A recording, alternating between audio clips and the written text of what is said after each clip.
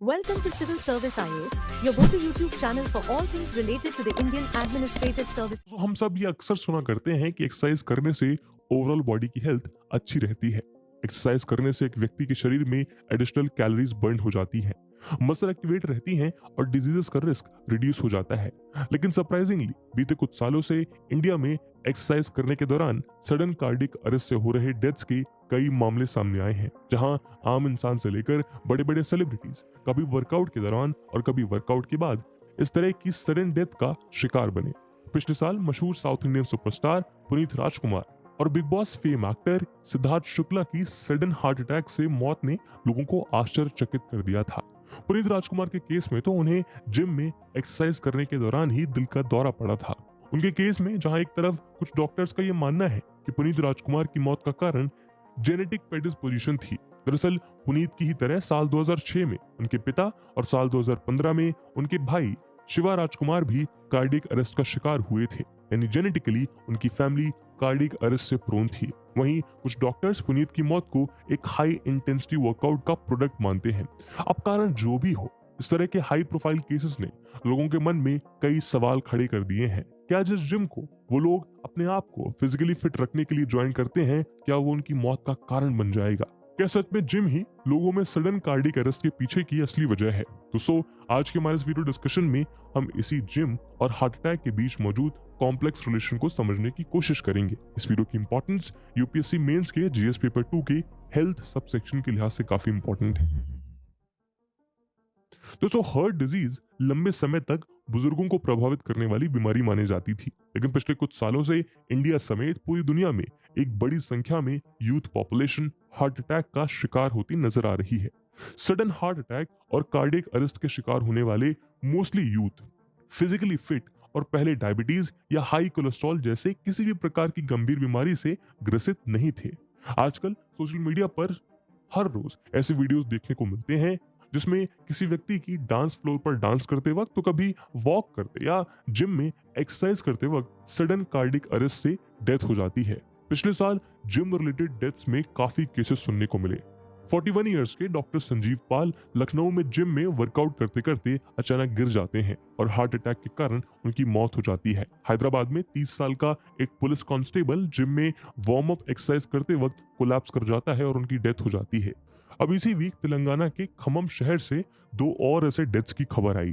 10 जुलाई को 33 वर्षीय नागराजू नाम का एक व्यक्ति जो कि खम्मम डिस्ट्रिक्ट के अलीपुरम गांव का निवासी था, सडन कार्डिक अरेस्ट से उसकी डेथ हो जाती है। अगले दिन 11 जुलाई को फॉर्मर कांग्रेस लीडर राधा किशोर के बेटे श्रीधर की वर्कआउट के बाद सडन कार्डिक अरेस्ट से डेथ की खबर आती है। रिपोर्ट के अनुसार 31 इयर्स ओल्ड श्रीधर बिल्कुल फिट थे और डेथ से एक दिन पहले ही उन्होंने अपने नीस की बर्थडे पार्टी भी अटेंड की थी। दोस्तों, भारत में जिम रिलेटेड डेथ्स को लेकर करंटली कोई ऑफिशियल डेटा या स्टडी की रिपोर्ट तो अवेलेबल नहीं है, लेकिन डॉक्टर राजीव संतोषम जो कि एक चेन्नई बेस्ड बॉडी बिल्डर और थोरासिक सर्जन है, बताते हैं कि पिछले एक साल में इंडिया में 50 से भी ज्यादा जिम रिलेटेड डेथ्स हुई हैं और जिम रिलेटेड केसेस सिर्फ भारत में ही नहीं बल्कि दूसरे देशों में भी बढ़ रहे हैं। उदाहरण के तौर पर यूएस में कंडक्ट की गई एक स्टडी के अनुसार सडन कार्डिक अरेस्ट के अराउंड 16% केसेस जिम और दूसरी एक्सरसाइज फैसिलिटीज में हुए थे।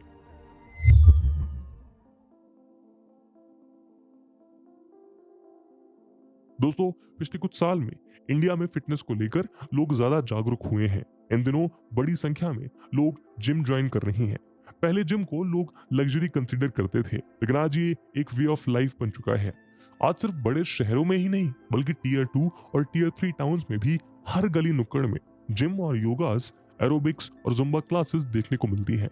एक स्टडी के अनुसार 6 मिलियन इंडियंस हर साल ऑन एवरेज $350 से $400 फिटनेस सर्विसेज पर स्पेंड करते हैं। ये अच्छी बात है कि आज ज्यादा से ज्यादा लोग अपनी फिटनेस पर ध्यान दे रहे हैं। WHO की गाइडलाइन के तहत भी एक इंडिविजुअल को फिट और हेल्दी रहने के लिए एक वीक में एटलीस्ट 150 से 300 मिनट मॉडरेट इंटेंसिटी वाले फिजिकल एक्टिविटीज और 75 से 150 मिनट विगरस इंटेंसिटी वाले फिजिकल एक्टिविटीज में एंगेज होना चाहिए। लेकिन कहते हैं ना, excess of anything is bad, तो चाहे वो एक एक्सरसाइज जैसी हेल्दी हैबिट ही क्यों ना हो। इन दिनों HIIT यानी कि हाई इंटेंसिटी इंटरवल ट्रेनिंग काफी पॉपुलर हो रहा है। वीक में 3 दिन at least 20 minute high intensity workout के थ्रू आप डिजायर्ड बॉडी शेप और वेट लॉस अचीव कर सकते हैं। लेकिन हाई इंटेंसिटी एक्सरसाइज बॉडी के लिए फेटल हो सकती है। डॉक्टर विवेक चतुर्वेदी बताते हैं कि इंडिया में प्रेजेंटली जो पॉपुलेशन 30s और 40s में है वो शुरू से फिजिकली ज्यादा एक्टिव नहीं रहे, लेकिन अब जब वो वर्कआउट के लिए टाइम निकालते हैं तब उनका मेन गोल कम से कम टाइम में फिट बॉडी अचीव करना होता है। लेकिन ऐसा करना हार्ट के लिए डेंजरस प्रूव हो सकता है। सर्कुलेशन नामक साइंटिफिक जर्नल में पब्लिश एक स्टडी के अनुसार high intensity workouts sudden cardiac arrest और एट्रियल फिब्रिलेशन यानी कि इर्रेगुलर हार्ट बीट कॉज कर सकते हैं, स्पेशली उन लोगों में जिन्हें पहले से हाई इंटेंसिटी वर्कआउट्स की आदत नहीं होती और अचानक से हाई इंटेंसिटी वर्कआउट करना स्टार्ट करते हैं। High intensity workouts myocardial ischaemia को ट्रिगर कर सकता है। इसका मतलब है हार्ट को रिक्वायर अमाउंट में ब्लड और ऑक्सीजन सप्लाई नहीं मिल पाता, जिससे हार्ट मसल डैमेज हो जाती हैं और फिर ये इवेंचुअली हार्ट अटैक का कारण बनता है। इसके अलावा HIIT हाई ब्लड प्रेशर भी कॉज करता है। ऑल्दो एक्सरसाइज के दौरान हाई बीपी होना कॉमन है, लेकिन the central for disease control and prevention के अकॉर्डिंग एक्सरसाइज के दौरान 200 mmHg से अबव ब्लड प्रेशर होना बॉडी के लिए डेंजरस हो सकता है। हाई बीपी की वजह से बॉडी में ब्लड फ्लो इंक्रीज हो जाता है, जिसके कारण हार्ट पर स्ट्रेन पड़ता है और सडन कार्डिक अरेस्ट का रिस्क बढ़ जाता है। अब इंटेंस वर्कआउट कैसे कह सकते हैं, ये इंडिविजुअल टू इंडिविजुअल वेरी कर सकता है। बेसिकली ये पर्सन की एज और उसके मैक्सिमम हार्ट रेट पर डिपेंड करता है। आप अपनी मैक्सिमम हार्ट रेट अपने एज के हिसाब से कैलकुलेट कर सकते हैं। इसका फॉर्मूला है 220 माइनस एज। उदाहरण के तौर पर यदि आपकी एज 30 इयर्स है तो आपका मैक्सिमम हार्ट रेट 220 माइनस 30 यानी कि 190 बीट्स पर मिनट होगा।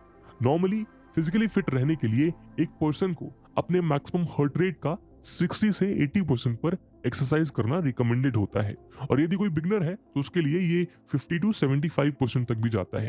हालांकि यदि कोई पर्सन स्मोकिंग करता है या डायबिटीज और हाई कोलेस्ट्रॉल की समस्या से ग्रसित है तो ऐसे केसेस में डॉक्टर्स इन इंडिविजुअल्स को अपने मैक्सिमम हार्ट रेट का 50% पर ही एक्सरसाइज करने का सुझाव देते हैं। वहीं जब कोई पर्सन वर्कआउट के दौरान इस रिकमेंडेड हार्ट रेट को सरपास करता है तब उसके लिए डेंजरस बन जाता है और मैक्सिमम हार्ट रेट का 85 से 95% पहुंचने पर हार्ट अटैक और सडन कार्डिक हेल्थ का रिस्क काफी बढ़ जाता है। दोस्तों, athletes heart rate long time से इंटेंस वर्कआउट करने के कारण हार्ट में आए चेंजेस को कहते हैं। जब कोई व्यक्ति एक लंबे ड्यूरेशन से इंटेंस वर्कआउट करता है तब उसके हार्ट रेट में यूनिक इलेक्ट्रिकल, स्ट्रक्चरल और फंक्शनल चेंजेस डेवलप होने लगते हैं। एक्सरसाइज के दौरान हमारी बॉडी को ज्यादा ऑक्सीजन की जरूरत होती है और बॉडी के इस डिमांड को पूरा करने के लिए हार्ट का लेफ्ट वेंट्रिकल, जो कि ऑक्सीजन रिच ब्लड को आयोटा में पंप करता है और आयोटा उसे पूरी बॉडी में सप्लाई करता है, ज्यादा ब्लड और हायर ब्लड प्रेशर हैंडल करता है। काफी लंबे पीरियड के बाद लेफ्ट वेंट्रिकल का साइज बड़ा हो जाता है और हार्ट मसल्स थिक हो जाती हैं। एथलीट्स हार्ट हिस्टोरिकली एथलीट्स का सडन कार्डिक अरेस्ट के पीछे का मेन रीजन रहा है। पबमेड सेंट्रल जर्नल में पब्लिश्ड एक स्टडी के अकॉर्डिंग 1866 यंग एथलीट्स का सडन कार्डिक डेथ में 40% डेथ के लिए एक कंडीशन रिस्पॉन्सिबल थी। इसमें से नियरली 2/3 एथलीट्स अंडर 17 एज के थे। इसलिए कई डॉक्टर्स का मानना है कि athletes heart recent gym related deaths के पीछे का एक इंपॉर्टेंट रीजन हो सकता है।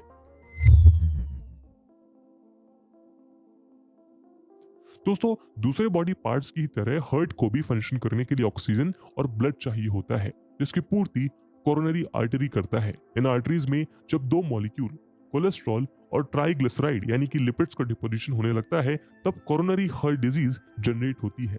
ये कोलेस्ट्रॉल और लिपिड्स ब्लड में जब एक्सेस मात्रा में हो जाते हैं तो ये इन आर्टरीज के अंदर मौजूद एंडोथेलियल सेल्स को ब्रेक करते हुए उनके नीचे डिपॉजिट हो जाते हैं। ये एंडोथेलियल मेम्ब्रेन्स इलास्टिक नेचर के होते हैं। इस वजह से जब इसके अंदर कोलेस्ट्रॉल और लिपिड्स डिपॉजिट होते हैं तब परिणाम स्वरूप आर्टरीज में एक बम्प सा फॉर्म हो जाता है, जिसे प्लेग या स्टेनोसिस कहते हैं। अनडायग्नोस्ड प्लेग या ब्लॉकेजेस एक्सरसाइज रिलेटेड डेथ का एक मेजर रीजन है। होता यह है कि कभी कभी हाई इंटेंसिटी वर्कआउट के दौरान ब्लड प्रेशर इतना ज्यादा इंक्रीज हो जाता है कि आर्टरीज में मौजूद प्लेक्स रप्चर कर जाते हैं।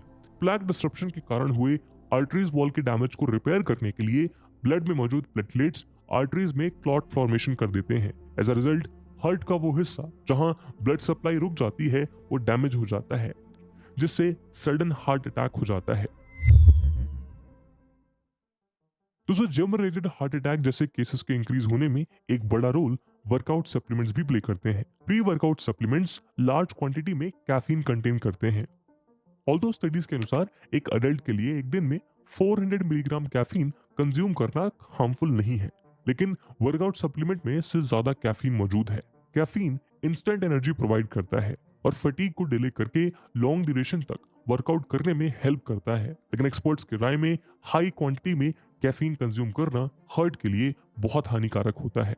कैफीन हार्ट रिलेटेड कई साइड इफेक्ट्स कॉज करता है, जैसे कि high blood pressure, increase heart rate और पैल्पिटेशन। एक्सपर्ट्स बताते हैं कि अभी मार्केट में मौजूद मोस्ट प्री वर्कआउट और परफॉर्मेंस एनहांसिंग ड्रिंक्स बॉडी के लिए हेल्दी नहीं है और इनके साइड इफेक्ट्स फेटल हो सकते हैं। इसलिए जिम गोयर्स को इन्हें रिप्लेस करके ज्यादा से ज्यादा नेचुरल प्रोडक्ट्स कंज्यूम करने चाहिए। इसके अलावा आज लोग मसल मास और स्ट्रेंथ बिल्ड करने के लिए हाई अमाउंट में स्टेरॉइड्स भी कंज्यूम कर रही हैं।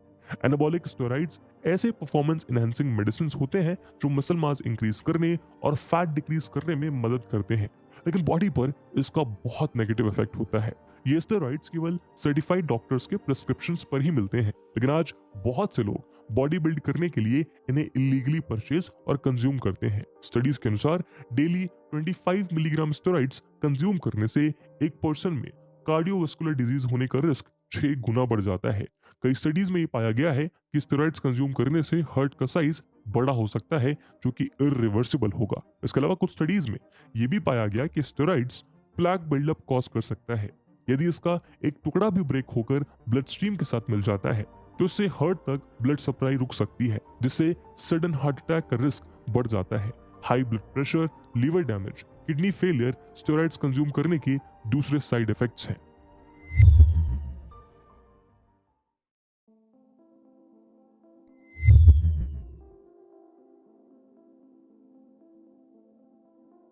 दोस्तों, यदि आपने पहले कभी एक्सरसाइज नहीं की है, यानी आप फर्स्ट टाइम के लिए जिम ज्वाइन कर रहे हैं और हार्ट डिजीज की आपकी फैमिली हिस्ट्री है, तब इस केस में आपको पहले ईसीजी, एको और ट्रेडमिल टेस्ट, टीएमटी जैसे कार्डियक टेस्टिंग्स करा लेनी चाहिए, स्पेशली तब जब आप हाई इंटेंसिव वर्कआउट करना चाहते हैं। और यदि आप 30 या 35 प्लस हैं, फिर तो डेफिनेटली आपको हार्ट स्कैन कराना चाहिए। इससे आपको अपने अंदर हार्ट डिजीज के रिस्क के बारे में मालूम चलेगा। इसके अलावा जिम ज्वाइन करने से पहले शुगर इवैल्यूएशन, कोलेस्ट्रॉल चेकअप इत्यादि भी करा लेना चाहिए।